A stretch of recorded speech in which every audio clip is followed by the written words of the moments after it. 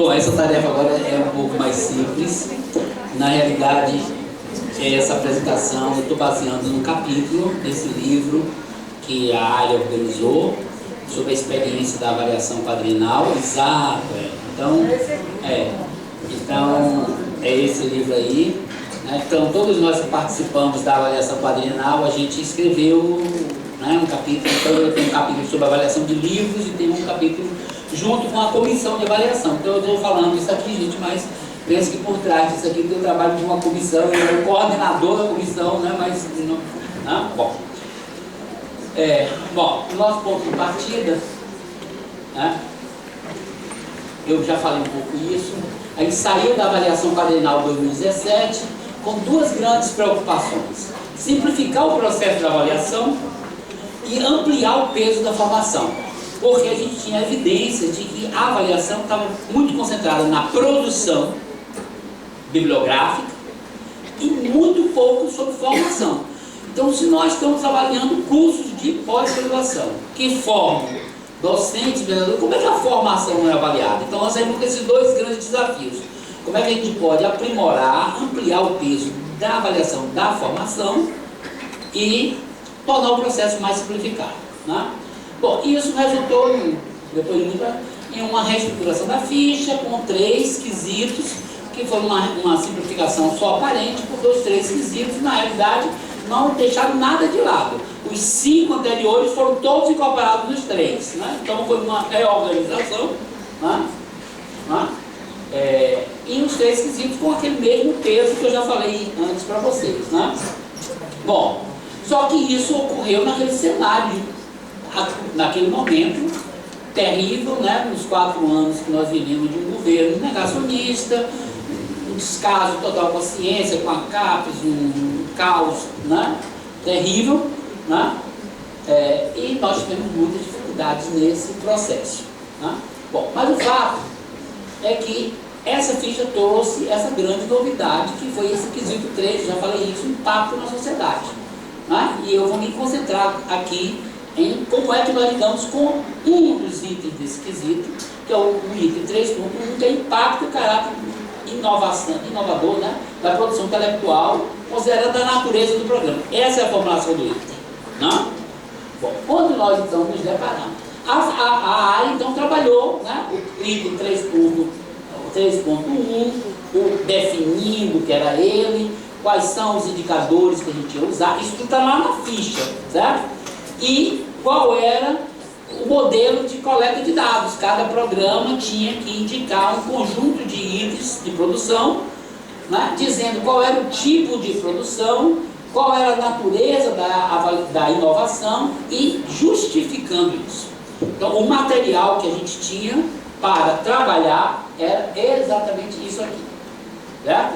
O item, o tipo de inovação que existia e a justificativa que o programa dava para o que era inovador ali, né? Bom, de início, isso era uma coisa nova, porque nós nunca tínhamos avaliado a inovação de nenhum trabalho, né? Todos os itens eram qualificados, mas por indicadores bibliométricos do periódico, né? Então temos o quali periódico, temos vários livros, mas a dimensão inovação nunca tinha sido objeto. Então isso nos colocou 2 grandes desafios, aliás, vários desafios como trabalhar a inovação.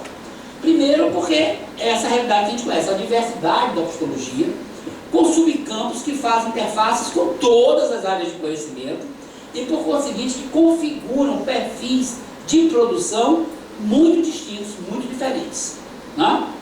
Em termos de temáticas, de objetos, de metodologias, de abordagens, né, teóricas, né? Então, olha, novamente voltamos para aquele problema, né? Olha, tudo é uma régua que a gente tem que botar e comparar as coisas, né? Como é que a gente trabalha a questão da inovação com essa diversidade de produtos temáticos, metodológicos diferentes, né? Então, imagine o que é comparar um artigo de história da psicologia ou de filosofia da psicologia com um produto, um teste psicológico ou um aplicativo para não sei o que lá, né? Porque são produtos intelectuais. não é só produto bibliográfico, né? Não é só artigos ou capítulos de livro, né? Então, como avaliar de forma comparativa produtos que emergem de quadros referenciais? O que é inovação, por exemplo, nos subcampos da psicanálise ou da neurociência do comportamento? O que é inovação em pesquisa de natureza mais fundamental ou em subcampos que estão mais preocupados com solução de problemas, etc. e tal? Que dimensões de um trabalho científico realizado pode ser consideradas ou avaliadas como mais ou menos inovadoras? Então, a comissão recebeu uma tarefa que para nós mesmos era muito desafiadora de como fazer, né? E a segunda questão é que o item, a formulação do item, não fala só de inovação, fala de impacto e caráter inovador. Então nós temos efetivamente dois grandes conceitos que a gente precisava delimitá-los conceitualmente, que é a noção do que é inovação, etc., e o que é impacto. E como juntar isso, entendeu? Numa única avaliação, tá? Bom, com isso, a gente, eu não sei se eu vou falar isso mais adiante, né? A gente tomou logo uma decisão. Nós não podemos fazer o que algumas áreas fizeram, que é dizer o seguinte: publicou um artigo, um trabalho num periódico A1 internacional, com fator de impacto 10, é inovador. Nós não podemos tomar o impacto do periódico automaticamente como indicador de inovação. Por quê? Porque, assim, leigamente, intuitivamente, a gente dizia, bom, publicar num veículo consolidado pode ser exatamente o tipo de pesquisa mais convencional, mais aceito, o paradigma dominante. Muitas vezes um trabalho inovador não é aceito nas grandes revistas, ele é publicado em revistas de menor impacto, de menor visibilidade, muitas vezes não é nem publicado, não é? Então, inovação não necessariamente, especialmente se ela produz uma ruptura nos modos institucionalizados de se pensar uma questão, ela não ganha os grandes periódicos, tá? Então a gente não podia automaticamente tomar o impacto do periódico como indicador. Não. Muitas áreas fizeram isso e o trabalho ficou muito simples, não? Era basicamente o impacto do veículo que foi publicado, porque muitas áreas também só consideram artigos, né? E nós já tínhamos esse problema de livro, nós não temos medida de impacto de livro, né? Bom, então a nossa comissão desenvolveu toda uma reflexão, que eu vou botar assim, as bases conceituais para nós mesmos nos apropriarmos desses conceitos do que é inovação, quais são as concepções de inovação, de onde a gente pode extrair alguma base para avaliar aqueles itens que vocês indicaram, né? Então a gente fez primeiro uma análise, né, do que significa inovação, né, na linguagem cotidiana, de onde é que vem, né, quais são os sinônimos de inovação, novidade, introdução de algo novo, diferente, melhoria ou aprimoramento de algo, né, que se aplica tanto a produtos, novidade de um produto, de um processo, né, domínios diversos, né? Então, no geral, a gente viu também que na linguagem cotidiana a inovação está sempre associada a um valor positivo. Inovar é sempre uma coisa boa, uma coisa esperada, uma coisa positiva, né? Fizemos análise do termo inovação. Depois nós fomos para a literatura mais científica e técnica e vimos isso que a Adriana colocou, que inovação vem muito do mundo empresarial, do mundo da economia, né? Os grandes teóricos têm toda uma teoria de inovação, né? Então, inovação é largamente utilizada no contexto das organizações. Inovar significa construir novos caminhos ou estratégia para se atingir um determinado objetivo e meta. Envolve criar, inventar tanto ideias como processos, ferramentas e serviços, né? E inovação também é um termo muito usado para descrever a própria organização, a própria empresa, os seus processos de mudança, de gestão, de atualização contínua e tudo mais, né? Vimos que no campo da ciência e tecnologia, né, saindo do mundo empresarial para o mundo da ciência e tecnologia, inovação tem muito isso também, se associa muito fortemente com o mundo da economia, né, que é algo que produz impacto, algo que produz mudança, né, na produção. Então, são novos produtos, novos serviços, é aquela coisa de você produz conhecimento, o conhecimento tem que ser gerar inovação, né? Se transformar num produto, etc. Ou melhoria de produtos, de serviços, ou desenvolvimento e implementação de novas ideias, criação de valor econômico, empresarial, social, abertura de novos mercados, fonte de recursos, transformação de conhecimento. Então, no campo de C&T especificamente, inovação está muito próximo desse referencial do mundo empresarial, do mundo dos negócios, do mundo da economia, não? Não? Mas nós encontramos também um conjunto de definições, no livro aí a gente mostra os autores, quais são, né? Em que essa coisa aparece já um pouco mais mesclada, em que a inovação também se refere a uma ação humana, e que nos leva para conceitos mais próximos da psicologia, criatividade, originalidade, etc. e tal, né? Então temos assim definições, né? Então, transformar conhecimento em valor econômico e social, processo social que inclui geração, difusão, adoção de novas ideias, produtos ou práticas, criação de valor que atende a necessidade das pessoas, introdução de novas ideias, conceitos ou métodos, para avanço em diversas áreas, ciência, tecnologia, arte, cultura. Aí então a gente já abre, a inovação não é só isso, né? Pode ser na arte, pode ser na cultura, pode ser em vários campos, né? E traz uma noção de que inovação também pode envolver, ou deve envolver um processo cooperativo, um processo coletivo, que não é uma coisa só, que vem só de uma pessoa, só de um indivíduo.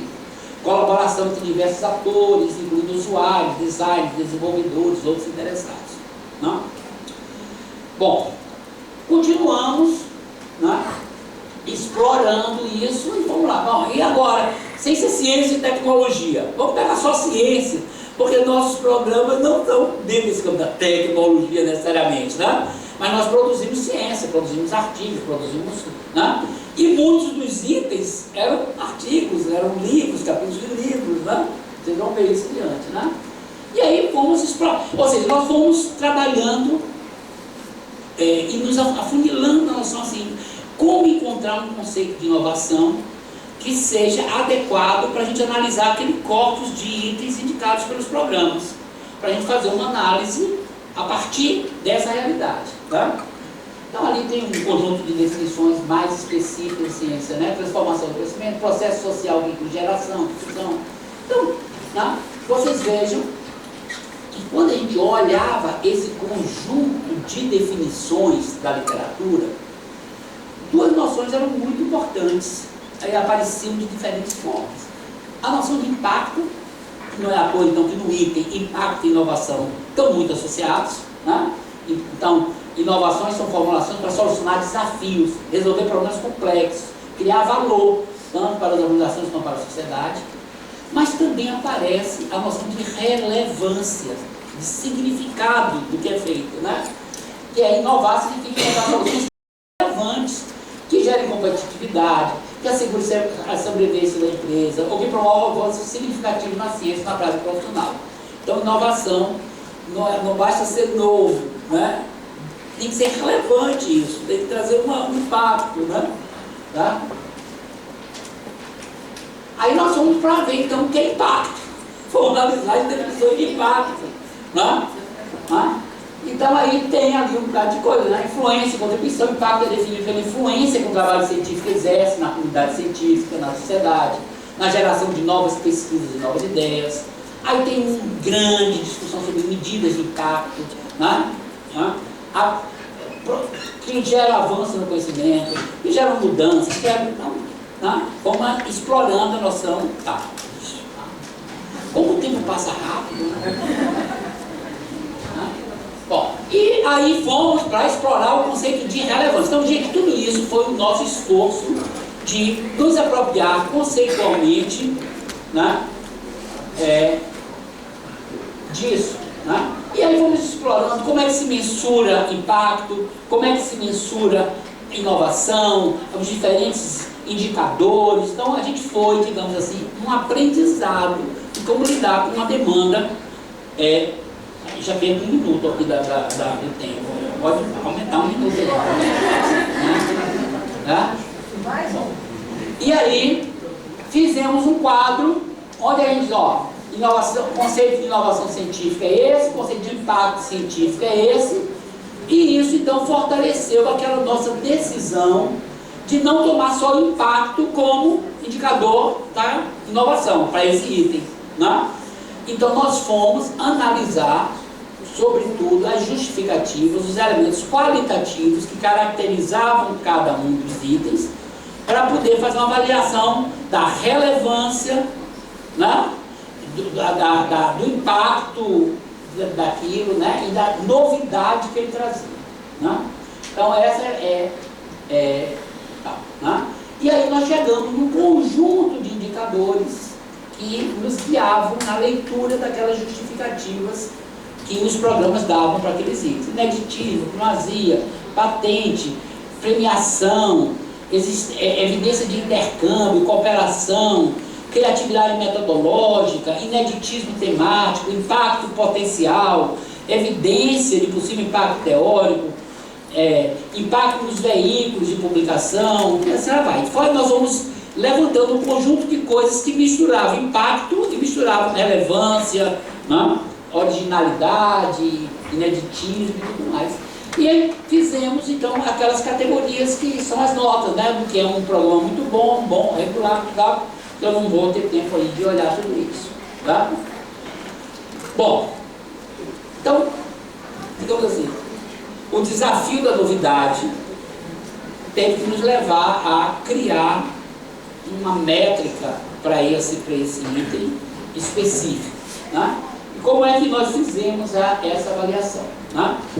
Nós tínhamos uma comissão, né? A comissão revisou conceitos, indicadores de inovação e impacto, né? Então, esse trabalho foi discutido o que é inovação, o que é tal, né? A comissão foi dividida em 3 duplas, né? Então, nós tínhamos os trabalhos, cada dupla recebia uma quantidade X de trabalhos para avaliar, e essa quantidade era dividida ao meio. Um membro da dupla fazia a primeira avaliação, o segundo era revisor, e a outra metade, o revisor virava avaliador e o avaliador virava, né? Então, a primeira discussão sobre a inovação de cada item era feita no nível da dupla, certo? Então, cada dupla analisou separadamente as unidades, atribuindo pontos, a gente sempre atribuía uma nota de 0 a 100, formulando pareceres resumidos. As duplas discutiam e negociavam se concordavam. Demos 90 pontos. Um deu 90, eu dei 85. É 90 ou é 80. Agora, quando um dá 100 e o outro dá 50 ou 60, isso gera maior discussão, maior debate entre eles, né? As planilhas, então, das 3 duplas foram integradas, revisadas em reunião com todo mundo. E aí nós fomos fazer uma análise.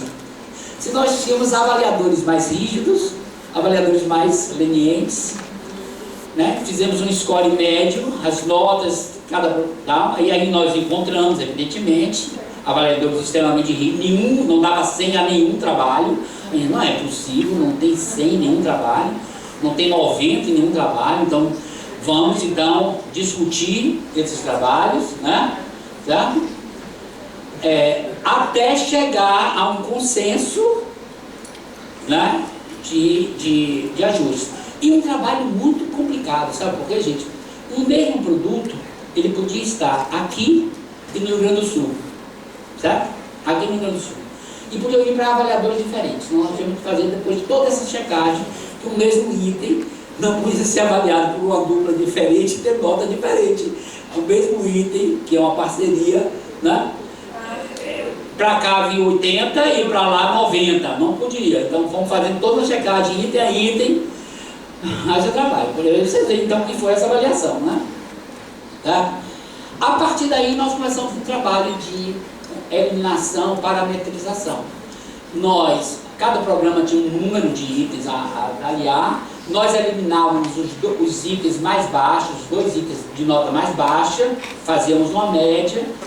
O programa que tinha uma média mais alta passou a 100, e todo mundo foi, né, sendo escalonado ali dentro. E a partir dali nós fizemos os pontos de corte, bom, muito bom. Aí eu já vi que vocês caíram no bom, né, não caíram no muito bom, né? Eu não me lembro mais onde é que vocês estavam, mas, né? E aí, então, vocês vejam, nós avaliamos 739 itens, né?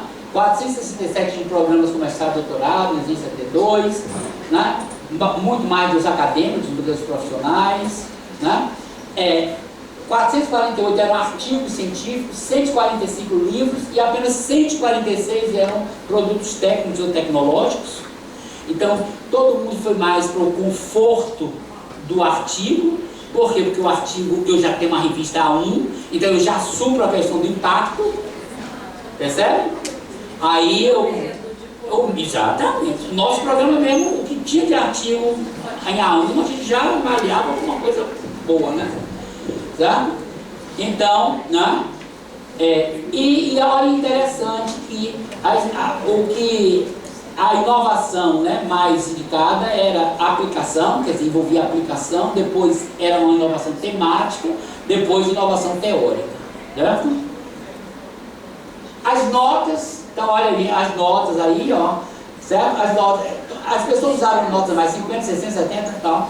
A gente evitou dar notas abaixo de 50, né? Evitamos, né? Mas uma nota de 50 não era uma nota boa, evidentemente, né?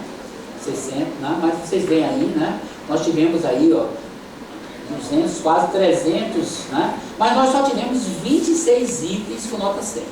26 itens com nota 100, né?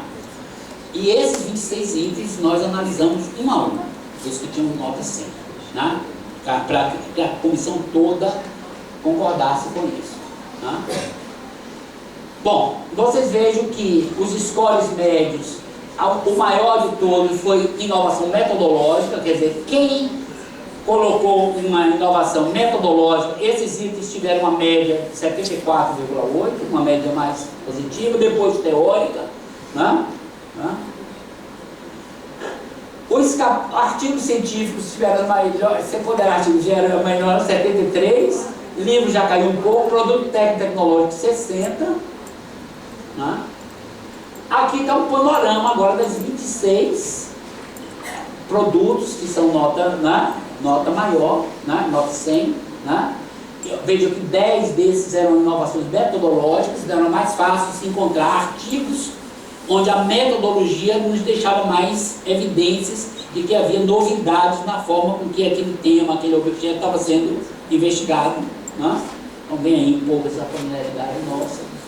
E aí uma coisa super interessante que nós encontramos é que, olhando as equipes que produziram esses 26 itens, nós encontramos que há um predomínio de itens que envolvem redes interdisciplinares, contatos da psicologia com outras áreas de conhecimento, né? Então nós observamos que a inovação para a gente ficou mais visível quando a psicologia se associava com outros campos, eram trabalhos que não eram puramente psicológicos, né?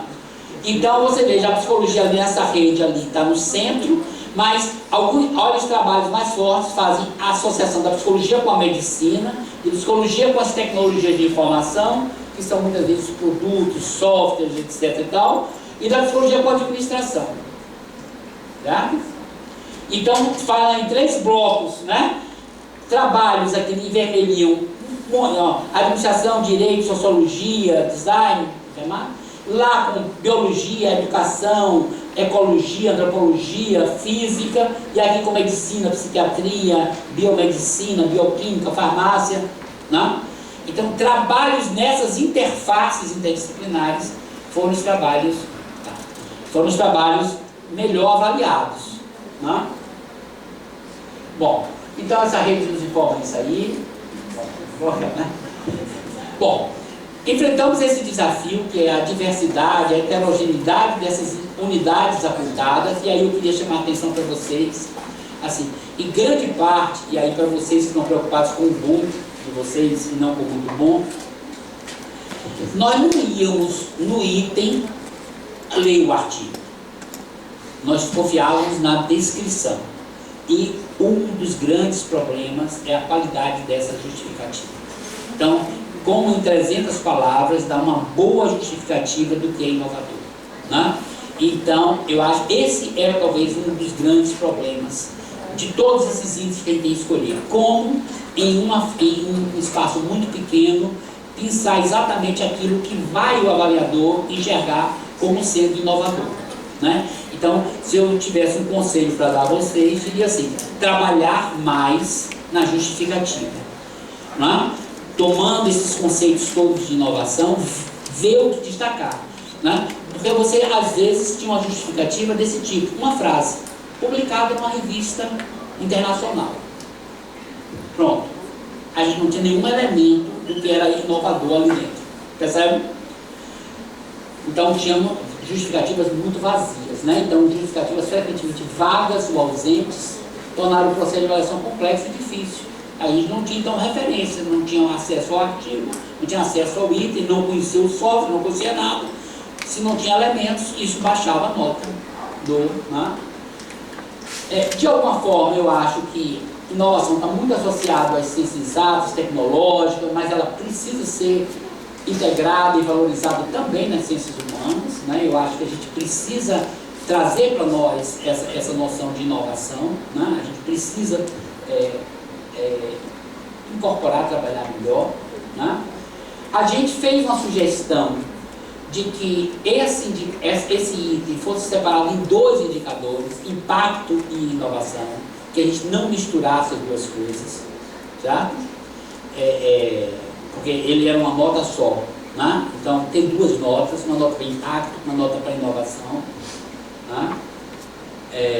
E finalmente a gente faz uma recomendação de que talvez os programas precisem ser mais ousados no sentido de estimular mais a criatividade, estimular mais a originalidade, transitar por temas mais, né, nas suas pesquisas, né, que vão gerar os produtos, né? Então a gente aponta isso, que talvez a gente precise ser menos convencional em fazer aquilo que a gente já faz, né? Com mais domínio, né? Se aventurar mais por estratégias metodológicas que a gente não domina, se aventurar mais por temáticas mais complexas, mais desafiadoras, né?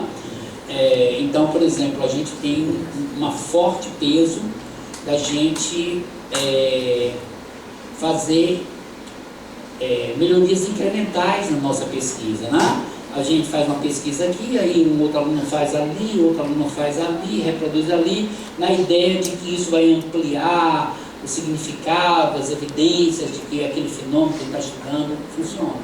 E talvez isso diminua o potencial de inovação, de criatividade, porque os trabalhos vão sendo mais repetitivos, né, vão sendo mais similares, né? Então essa é um pouco a recomendação que a gente dá, né? Mas de alguma forma, eu acho importante, aí eu recomendo talvez a leitura do capítulo, né? A gente se apropriar mais, porque para nós mesmos não era simples, né? O que é inovação e de que formas e que estratégias a gente pode ter nos nossos programas, nas nossas disciplinas, de estimular esse pensamento mais divergente, esse pensamento mais criativo, que gere trabalhos que possam ser bem justificados como inovadores. Tá bom?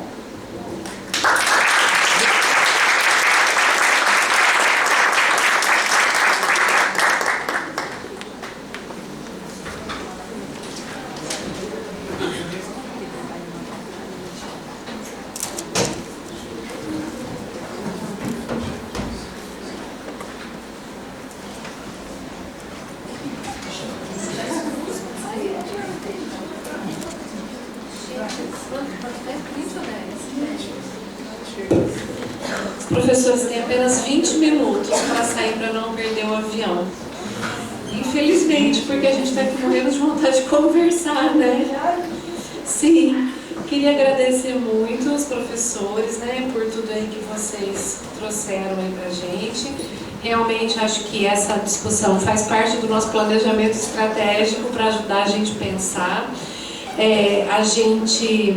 Cada item, professor, que a gente selecionou, a gente sentou com o docente, discutiu qual era a inovação metodológica, redigiu junto, usou até o último caractere possível. Então a gente vai estudar mais ainda, a gente ainda fica com essa questão, né? Eu não estou dizendo aqui caso é de vocês, né? Não tem a memória, né? Mas no geral, o que a gente encontrou é isso, fragilidades na justificativa. Sim, eu acho que talvez a gente precisa aprender, que é isso que a gente está vendo. Acho que aprender essa linguagem, aprender o conceito melhor por trás, talvez a gente tenha feito essa discussão toda ainda mais imaturos, né? E o que a gente destacou como inovação nas diferentes áreas, talvez não com certeza, né? Não é talvez, é com certeza, o que a gente destacou, talvez agora mais maduros a gente saberia destacar melhor, né? Nessa argumentação. E eu fiquei com uma curiosidade, eu vou abrir, né? Mas fiquei pensando assim para vocês, né? Gostei muito porque a gente tem visto essa discussão muito na USP também. E toda vez que a gente vê essa discussão na USP, a inovação sempre vem pelas engenharias, pelas tecnologias, e a gente nunca consegue saber, tá, mas e a gente, a psicologia? Onde que a gente entra nisso? Né? Quando vem pela psicologia, sempre naquela parceria com as empresas, e aí quem são de outras áreas, né? O que é isso de inovação, né? Então eu acho que é super importante ter vocês para ajudar a ampliar, né?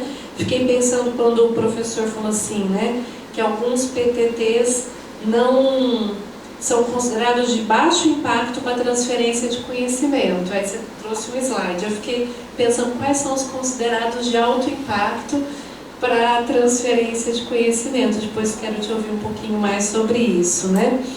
E queria também te ouvir, professor Virgílio. Eu sei que no capítulo a gente estudou na CCP, né? Estamos estudando o teu capítulo, vocês trazem vários exemplos, né? Se você pudesse contar agora, assim, presencialmente para a gente, né? Um pouquinho, assim, né? Quando vinha descrições de inovação metodológica, geralmente, como que o pessoal, o que vinha descrito nesses produtos, né? Quais são os fins? A gente pode ter acesso a eles? O capítulo tem alguns, né?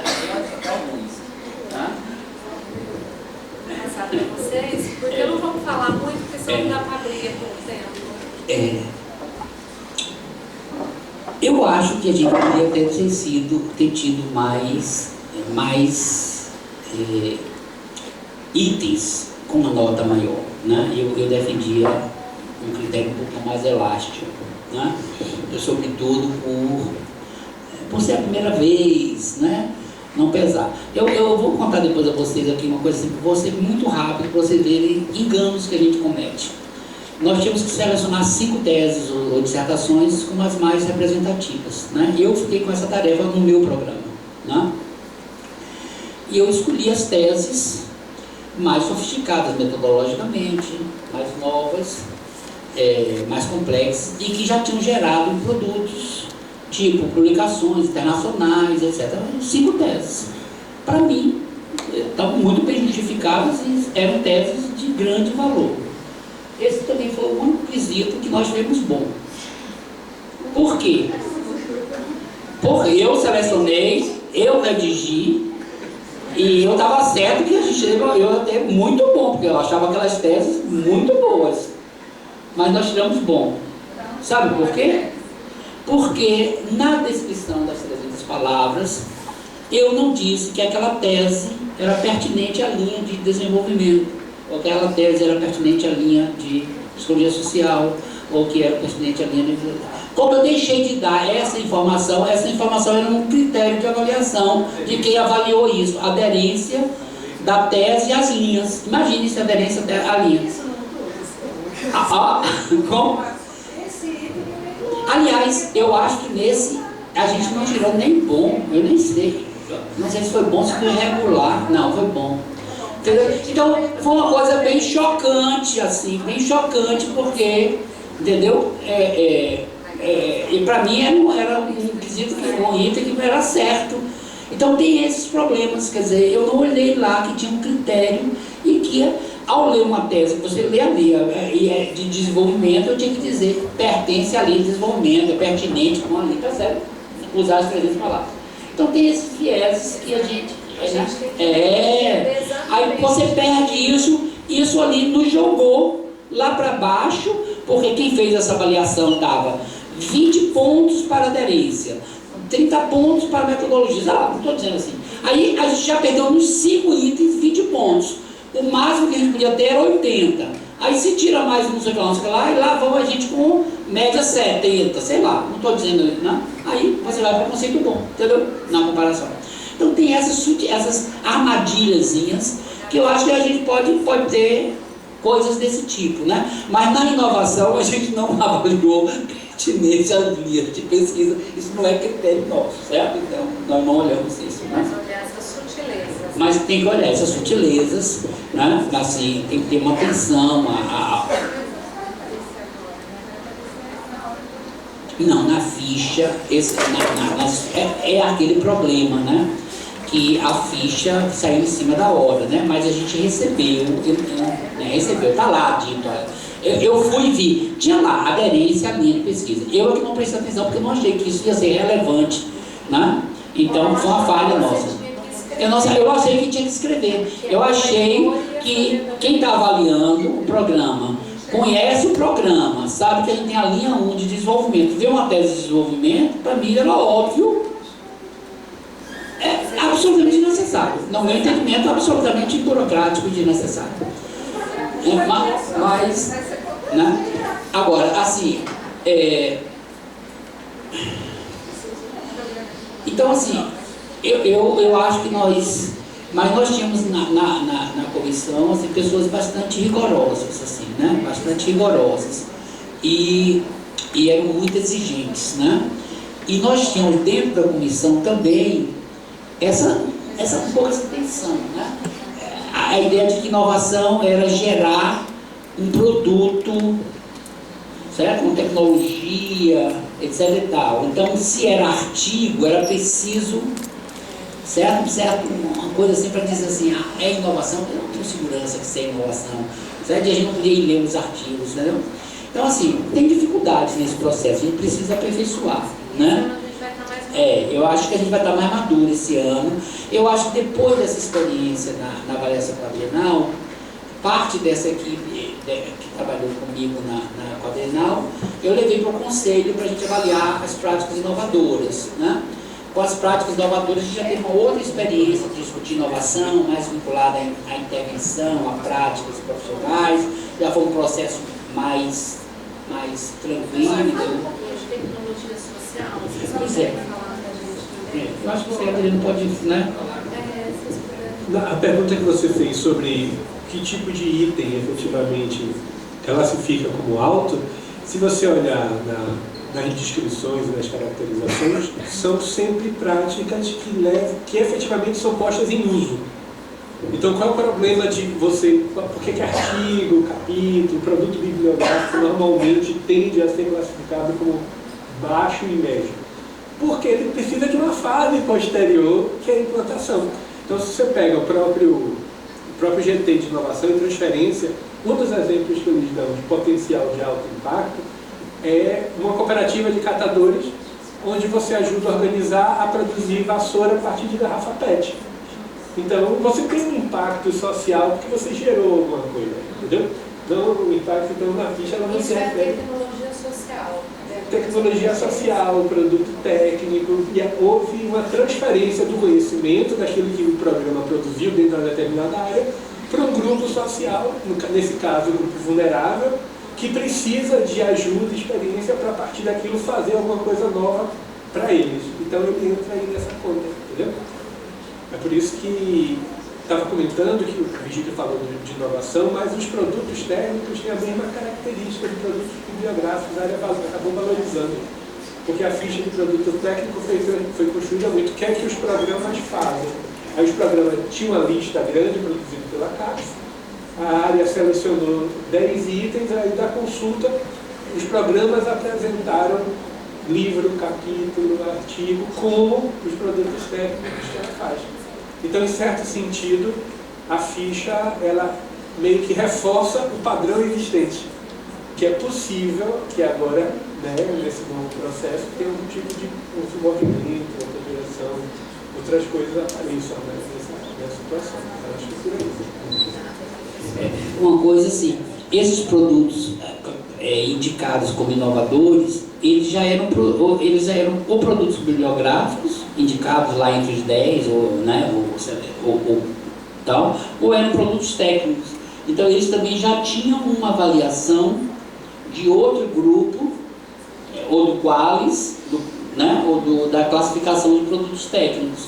Então nós também nos valemos dessa para não fazer uma coisa tão discrepante, entendeu? Quer dizer, está no Qualis como um A1. Mas não vai ser automaticamente 100. Mas a gente vai olhar a justificativa, mas também não vai botar 50, entendeu?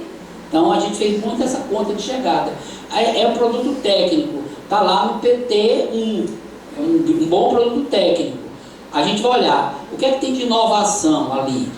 É inovador e tal, aí, pelos nossos critérios, aí você ou dá 100 ou vou dar 90. Então a gente procurou calibrar também as notas, né, com o que o item já tinha sido avaliado, né, para outra coisa, né? Então isso é um outro problema, né?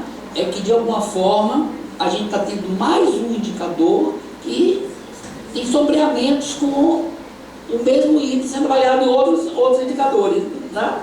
Até os 10, o destaque de 10 de inovação, com o destaque dos 10 melhores produtos. Exatamente. Que também exatamente. Muitos dos 10 produtos também estavam lá nos mais inovadores, entendeu? Estavam nos mais inovadores. Então você veja que tem essa sobreposição aí, que é um problema que a gente vai ter que solucionar. Vou abrir, gente, quem quiser trazer mais alguma questão, comentário, a gente tem alguns minutinhos. Eu tenho uma questão.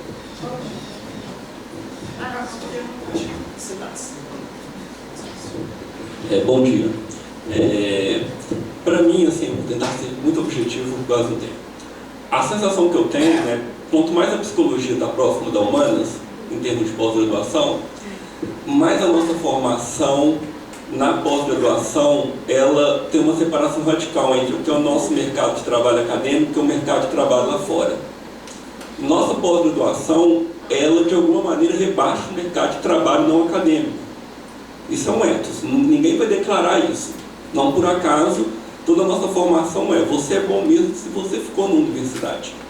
E eu estou entendendo que a inovação, ela tem a ver com a gente fornecer algo para a sociedade e para um mercado de trabalho, essa palavra que a gente tem mal-estar de falar, um espectro mais progressista da humana, como se isso fosse inferior. É como se aqui na universidade não fosse um mercado também. E é um mercado, às vezes até tão mais cruel. Como vocês veem essa... Eu estou supondo que tem essa dicotomia. Eu queria saber se vocês acham que existe ela mesmo e como pensar ela. Enfim, é isso. Essa dicotomia, ela aparece, ela não é nacional, ela aparece em pesquisas internacionais também. Tem agora o CGEE, publicou recentemente, deve ter um mês, o CGEE ligado ao Ministério da Ciência, Tecnologia e Inovação, publicou um estudo, Mestres e Doutores, que faz um panorama e um apanhado da área. E ele apresenta um resultado que é coerente com estudos que tem nos Estados Unidos também, que o pessoal faz, que mostra que normalmente na área de humanas a gente tende a ter a área de educação e educação superior como principal empregador, e na área de tecnologia as pessoas tendem a ir ao mundo do trabalho, ao mercado. Então nesse sentido a gente segue mais ou menos esse padrão. Mas assim, a questão geral, me parece que há um movimento inclusive do governo nessa direção. Se você olha, acho que eu sempre peguei que tem um edital aberto que é pesquisa doutores nas organizações, né? Então a ideia é que a gente tem uma baixa inserção de pessoal qualificado no mundo do trabalho, nas organizações públicas também, né? Se você chegar e disser assim, se você pegar a polícia precisa de psicólogo que teve uma formação na USP, que saiu com doutorado, que entende processos para melhorar a prestação de serviço que ela oferece à população, ou isso é irrelevante? Isso é fundamental. Nós estamos lá, essa é outra pergunta, né? Nós estamos dizendo, em Brasília é fácil, a UNB ela capta muito essa coisa do funcionalismo público de Brasília e ela forma esses quadros. Então você tem um funcionalismo que tem uma característica diferente. Mas eu acho que é muito isso. Quando você lê o material de orientação da CAPES, uma das coisas que se fala para a área de humanas também é isso. Participamos da política, ajudamos a formular a política pública nas nossas áreas, nossa pesquisa tem essa característica. Então, existe a separação, mas a gente precisa avançar, né, na sociedade com quadros qualificados em todas as áreas. Eu acho que essa tensão aí não é nova, não?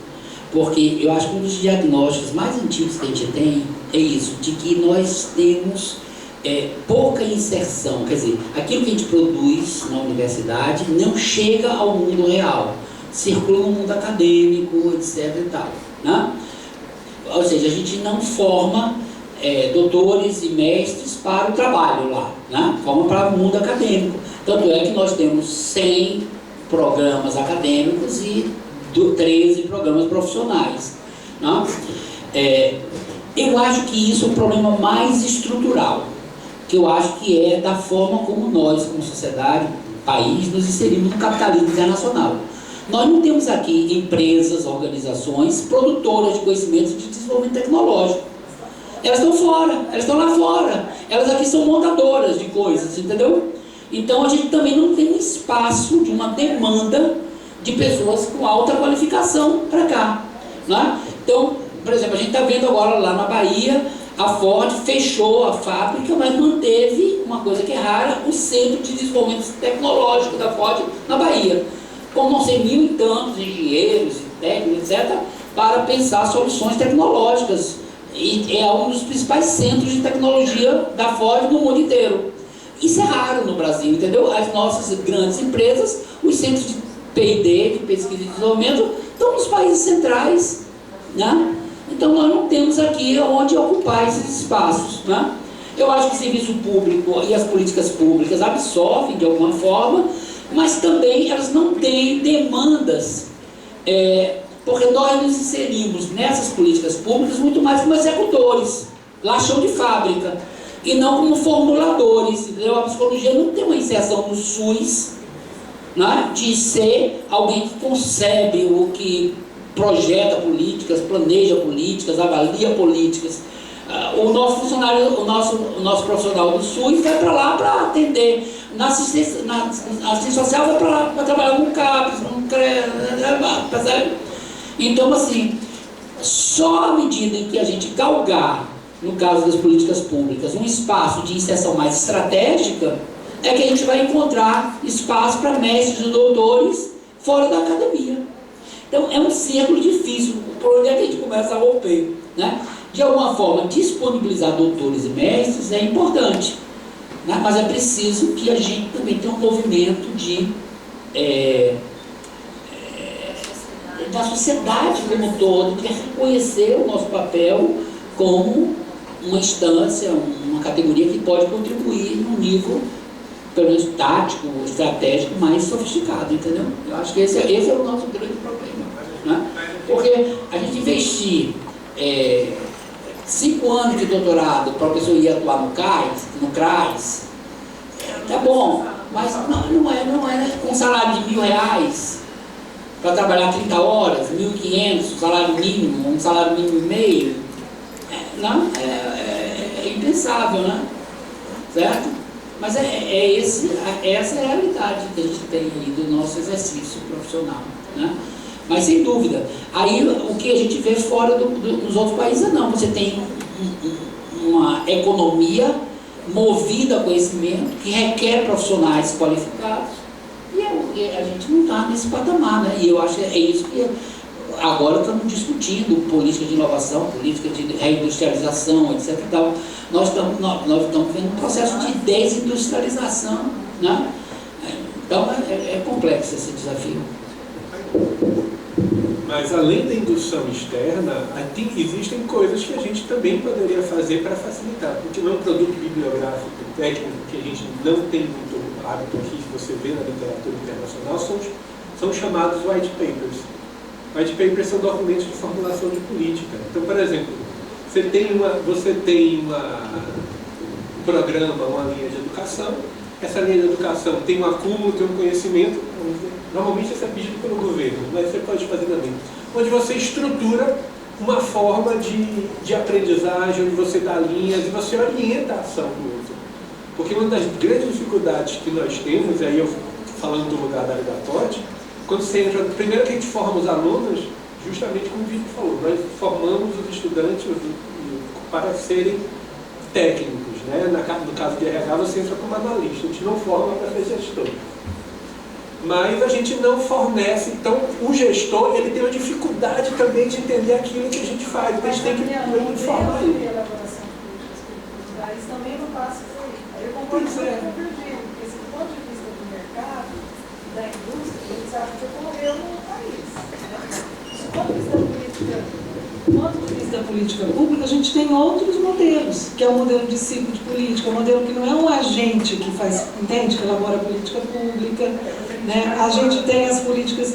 Então, assim, a gente precisa avançar, mas não é a universidade que tem a resposta para a política pública, entende? Né? Você precisa construir o papel da universidade, né, junto aos atores de elaboração de políticas públicas no país. Esse que é o grande desafio, nos diferentes níveis. Mas a gente precisa fornecer esse formulador. Mas a gente precisa fornecer ao formulador o subsídio, que a maioria dos formuladores não sabe que nós temos o subsídio para isso. Por exemplo, vale assistir a apresentação da professora da agência Boren do seminário CAPES Clarivate, está na internet. Ela conta um caso, eu já não me lembro mais exatamente do detalhe, mas era de uma exploração de um ambiente marinho, onde uma pesquisa do professor mostrou que aquilo que seria feito ali impactava negativamente e eles mudaram a legislação em função da informação disponível. Mas essa informação precisa circular, que é isso que Virgílio falou, e uma das dificuldades que eu acho que todo mundo que vem falando de inovação, nesse ciclo agora está falando, é a necessidade da universidade sair dos limites do muro dela para aquilo que ela faz. Porque como é que o artigo que eu publiquei na Teoria e Pesquisa, na Paideia, vai ser lido por alguém lá na ponta, por um assessor de um deputado que vai formular alguma coisa, até por alguém da sociedade civil que vai participar, se está numa linguagem semi-hermética, se está na linguagem hermética ele não entende, e a gente não tem um sumário executivo, a gente não tem um material digerível, como é que a gente quer? Então tem um ciclo aí que precisa ser... A gente teve um exemplo... É muito profundo o que a gente vai falar pela frente. Da professora Franci Rose, que fez o relatório de islamofobia. Me chamou a atenção, porque ela fez uma coleta grande e aí ela produziu esse relatório na época. Olha só como a gente é desconhecido. Eu fiquei assim, nossa, mas por que ela não publicou o primeiro artigo? E vai nessa direção que você está trazendo. O relatório tomou uma grandeza enorme para um outro público. Né? Então, como que a gente não tem mesmo ainda essa prática, né? E a gente tem que ir aprendendo. Vocês precisam ir, né, gente? Olha, então a gente queria agradecer muito a presença dos professores. A gente está com muita coisa para pensar. Foi riquíssimo, gente. Foi riquíssimo. Muito obrigada.